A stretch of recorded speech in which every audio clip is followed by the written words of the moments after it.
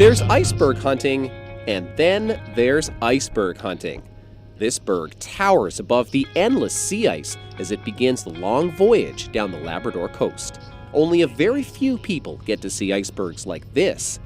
They are the crew of the International Ice Patrol, and right now they have their work cut out for them. So today we're flying north, which is always a busy flight. Every time it's a busy flight, just because all the icebergs are coming down the Labrador coast in the Labrador Current. We found probably 300 or 400 so far. The day begins at the St. John's International Airport.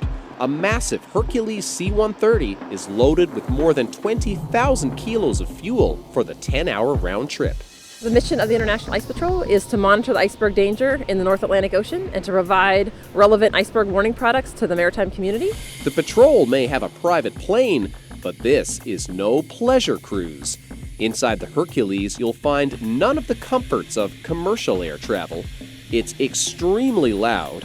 Instead of a menu, the seat pockets contain life preservers, and every spare inch of space is crammed with equipment. We take off and head north. Today, the patrol is going up and then down Iceberg Alley, the flow of ocean current that takes bergs from Greenland down the Labrador coast and on to Newfoundland. But that current intersects with one of the world's busiest shipping lanes. When we have icebergs in that area, we set an iceberg limit, which is basically saying if the ships stay to the south and to the east of that line, they'll stay out of the danger of iceberg collision. So they may have to adjust their course up to 400 miles out of their way to go around that dangerous area of icebergs. Sophisticated radar helps with ice detection, but up here there are millions of pieces of ice floating on the surface. That's where the crew comes in.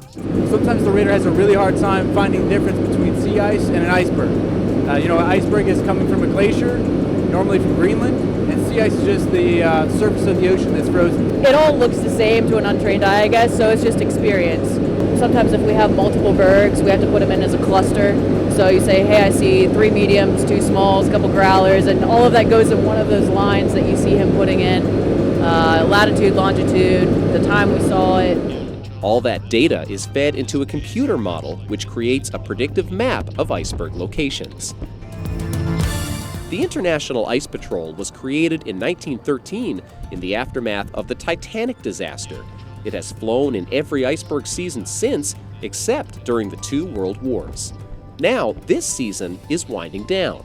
But for the crew, the things they see from up here don't just get entered in a computer.